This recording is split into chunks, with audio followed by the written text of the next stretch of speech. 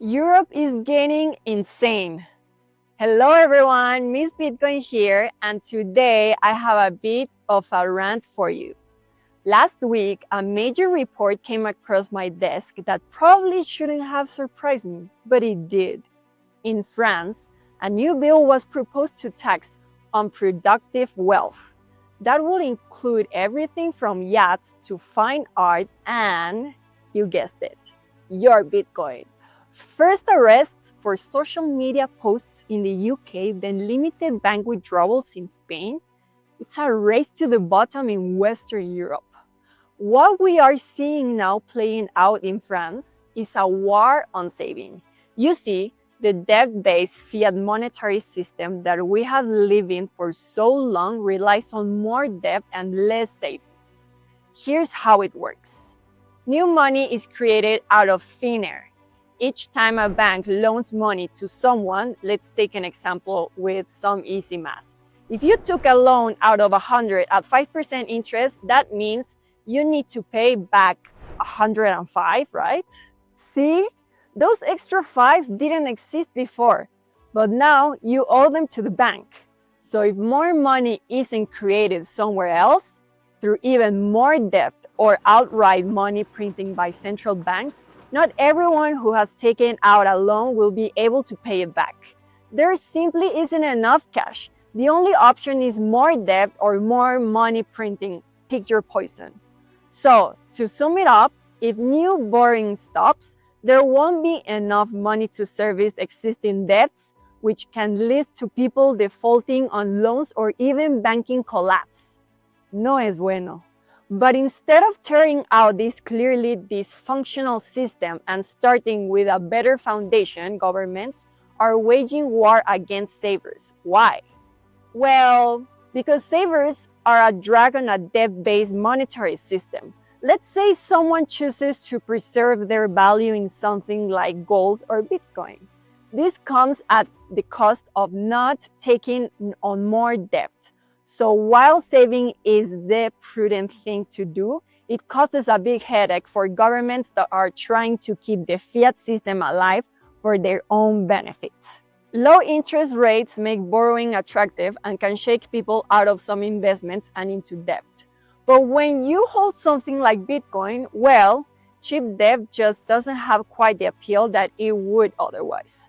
So France has proposed going on the attack.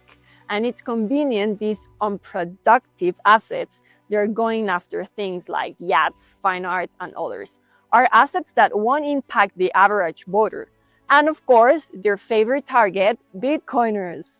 Not only does saving in Bitcoin cause problems for debt-based Ponzi, it also represents a vote against every fiat gain these politicians want to keep alive. The good news is that you have options. The first and one that we discussed here last week is to get out. Find a place that treats you like a human being and respects your rights to life, liberty, and property.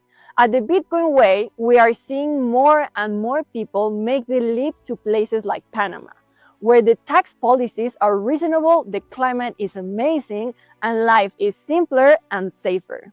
I have spent the last few years traveling the world, and it is incredibly obvious the places where people are welcome and free. The pace of life is different. The people are friendlier. The madness of these sorts of news headlines seems distant. It makes me grateful to come from a place where my freedom is still intact, but even more motivated to spread the word that there is hope and that you can have a better life.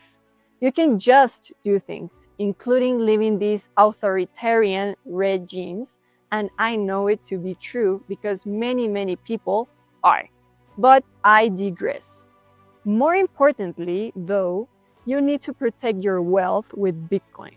The days of Bitcoin as a speculative asset are long gone. Now it's just money, and it's the best form of money the world has ever seen.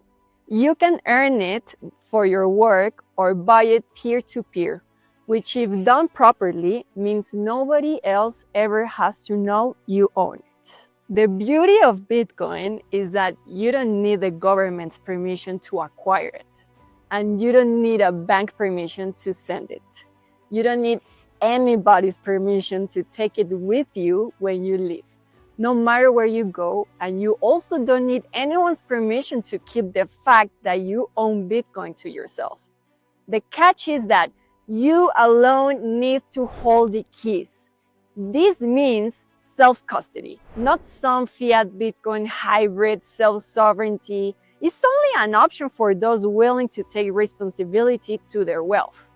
It may sound daunting, but it really isn't that hard. You just need the right teacher to help you learn the skills, and you will be on your way in no time. Many parts of the world are getting scary, and the war on savers will continue to ramp up as governments become more desperate. But even if you feel safe now, waiting until things get bad is not the answer.